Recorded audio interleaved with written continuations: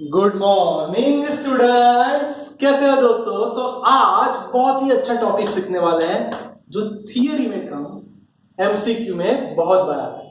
तो देखते हैं बच्चों क्या बोला है कि principle of conservation of mechanical energy. तो first of all total energy is addition of kinetic energy and potential energy. अब सब लोग जानते हो कि सिंपल सी बात है, काइनेटिक एनर्जी और पोटेंशियल एनर्जी का एडिशन करोगे तो टोटल एनर्जी मिलेगी। सर इसका मतलब, मैं इसको डायरेक्टली डेफिनेशन बोल दिया, मैं उसको डीप पे जाता हूं कि सर मेरे पास कोई ऑब्जेक्ट है, उस पर फोर्स लगाया है, फोर्स के कारण डेल्टा एक्स जितना डिस्प्लेसमेंट हुआ। तो चलो बच्चों फाइंड करो वर्क क्या मिलेगा। तो force into displacement. According to work energy theorem, जितना वर्क होगा उतनी काइनेटिक एनर्जी होगी। So kinetic energy is equal to force into displacement. दोस्तों आप सब देख सकते हो मेरे पास काइनेटिक एनर्जी मिल गई। अब याद करो पोटेंशियल एनर्जी का प्रीवियस लेक्चर।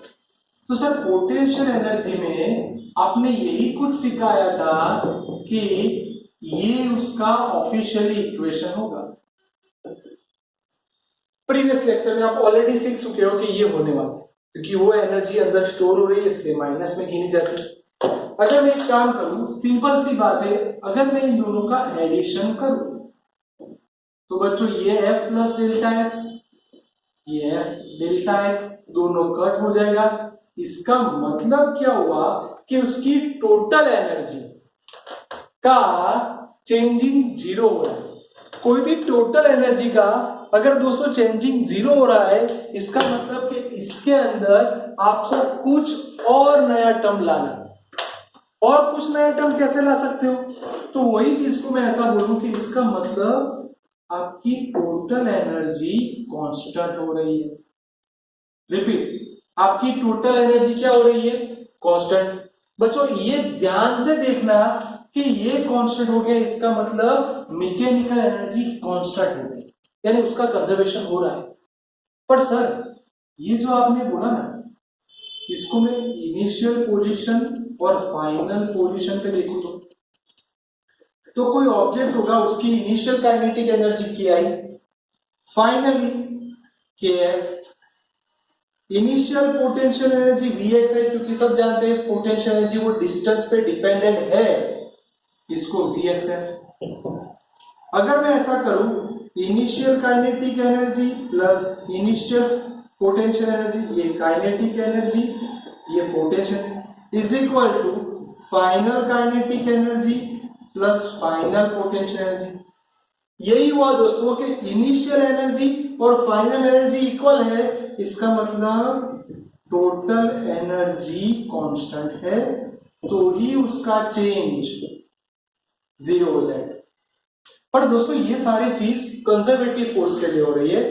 अगर नॉन कंजर्वेटिव फोर्स हो, नॉन कंजर्वेटिव फोर्स हो, तो अगर नॉन कंजर्वेटिव फोर्स हुआ, कंजर्वेटिव, अगर नॉन कंजर्वेटिव फोर्स हुआ तो K प्लस E प्लस कुछ आएगा, ये पोटेंशियल प्लस कुछ आएगा, तब जाके टोटल एनर्जी मिलेगी। ये प्लस का मतलब क्या दोस्तों, मैं कई बार इसको हीट एनर्जी बोल सकता हूं, कई बार लाइट एनर्जी बोल सकता हूं, कई बार उसको साउंड एनर्जी भी बोल सकता हूं। क्योंकि याद करो दोस्तों सिखाए थे फ्रिक्शन, फ्रिक्शन फोर्स लगेगा तो फोर्स अपोजिट यानी वो गर्म होगा तो हीट के अनुसार प्रोड्यूस हो जाएगी। कई बार ब्लास्ट होगा तो लाइट और साउंड वेव भी जनरेट होगी। इसका मतलब नॉन कंजर्वेटिव फोर्स में ये क्यों कुछ आएगा। तो इसका मतलब सर आपने जो अभी बोला कि कंजर्वेटिव फोर्स, उसका आप थोड़ा डीप में एक्सप्लेन करो। सर कंजर्वेटिव फोर्स का आपने पहले ही बोला था कि वो उसकी इनिशियल पोजीशन और फाइनल पोजीशन पे डिपेंड करता है, वो उसके पाथ पे डिपेंडेंट नहीं है। कौन सी जगह पे कितनी वेलोसिटी हो रही है कुछ डिपेंडेंट नहीं है, उसकी इनिशियल और फाइनल पोजीशन पे ही डिपेंड करता है।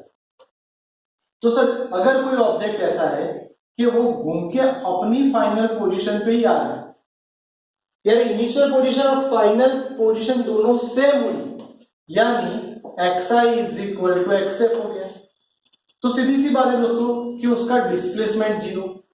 उल्टा सोचो, अगर उसका डिस्प्लेसमेंट जीरो है तो फोर्स इनटू डिस्प्लेसमेंट यानी उसका वर्क जीरो हो जाएगा। दोस्तों वर्क जीरो हो जाएगा तो change in kinetic energy zero हो जाएगी। चेंज इन काइनेटिक जीरो हो जाएगी तो ki ये भी जीरो हो जाएगा। इसको सामने ले जाओ तो इसका मतलब फाइनल और इनिशियल काइनेटिक एनर्जी इक्वल हो, यानी एनर्जी लॉस नहीं हो रही। सर ये कॉन्सेप्ट भी बहुत बढ़िया तरीके से क्लियर हो गया। अब दोस्तों आप क्यों ऐसा बोल रहे हैं कि इसमें से बहुत ही अच्छा एमसीक्यू बनेगा? क्योंकि दोस्तों मैं अब जो बोलने वाला हूं फ्री फॉल, अगर मैं कोई बॉल को फ्री फॉल कर रहा हूं तो उसका कुछ कॉन्सेप्ट मेरे को चाहिए। ये हमारी अर्थ, ध्यान से देखना दोस्तों, बहुत ही बढ़िया एमसीक्यू आने वाला है। ये बॉल जो उसकी मैक्सिमम हाइट एच तक पहुंच रहा है, मैंने फेंका बॉल को, मैक्सिमम हाइट पे गया, आप सब जानते हो यहां उसकी वेलोसिटी क्या हो जाएगी? जीरो। यहां पे उसकी वेलोसिटी मैक्सिमम है, यानी ये मैक्सिमम। तो जब ग्राउंड पे होगा तब उसकी एनर्जी, और जब हाइट पे होगा तब उसकी एनर्जी। आप सब जानते हो दोस्तों E is equal to, formula wise लिखू तो K प्लस बी, यहां भी लिखू तो K प्लस बी। चलो जीरो का मतलब दोस्तों ग्राउंड पे, तो ग्राउंड पे होगा तब उसके पास में फेंकने वाला हो, यानी उसके पास सिर्फ काइनेटिक एनर्जी होगी, काइनेटिक एनर्जी हाफ mv²। तो पोटेंशियल एनर्जी उसके पास तब नहीं है। चलो ये पक्का हो गया। जब वो h हाइट पे होगा तब वो स्टेबल होगा, तो काइनेटिक एनर्जी जीरो। आप सब जानते हो पोटेंशियल एनर्जी mgh, कौन सी? h हाइट पे, तो h हाइट पे आपने लिख दिया mgh। आप देख सकते हो दोस्तों, अगर मैं इन दोनों को कंपेयर करूं, क्योंकि आपने अभी बोला एनर्जी का कंजर्वेशन है, इसका मतलब एनर्जी को आप कंपेयर कर सकते हो। तो देखो क्या हो गया दोस्तों, half mv² is equal to mgh, mm cut, so vf² is equal to 2gh, यानी vf is equal to √2gh। यानी देख सकते हो दोस्तों कि आपको फाइनल वेलोसिटी डायरेक्टली मिल जाएगी। अगर कोई बोले कि 10 मीटर वाली हाइट है तो आप उसकी फाइनल वेलोसिटी कैलकुलेट करो तो कितना इजी काम हो गया, डायरेक्ट कैलकुलेट कर पाए। पर अगर मेन सस्पेंस आया कि और कोई हाइट ले लो दोस्तों जो स्मॉल h हो, तो उसकी टोटल एनर्जी को मैं EH लिखूंगा। अब सर रूल्स के वाइज देखो तो EH मतलब kinetic energy plus potential energy. तो दोस्तों ये बीच में जब होगा तो काइनेटिक एनर्जी भी होगी, पोटेंशियल भी एनर्जी होगी। दोस्तों काइनेटिक एनर्जी को हाफ mvh² और पोटेंशियल एनर्जी mgh, ये मेरा सेकंड इक्वेशन। दोस्तों मैं एमसीक्यू में जाने वाला हूं तो मैं इन दोनों को भी कंपेयर कर सकता हूं और इन दोनों को भी कंपेयर कर सकता हूं। तो देखो मैं क्या कर रहा हूं बच्चों, मैं आपके लिए प्रैक्टिस करवाने के कुछ फॉर्मूला ला रहा हूं। जैसे कि मैंने कंपेयर किया E capital H is equal to E small h। देखो मैंने एमसीक्यू बनाना था इसलिए मैंने इसको कंपेयर करना चालू किया, तो मेरा कितना इजीली काम हो गया। देख सकते हो ये रहा mgh और ये आया half mvh² plus mg small h। ध्यान से देखो दोस्तों, हर एक में से mm कट, इसको इस साइड ले जाओ तो gh minus gh is equal to vh² by 2।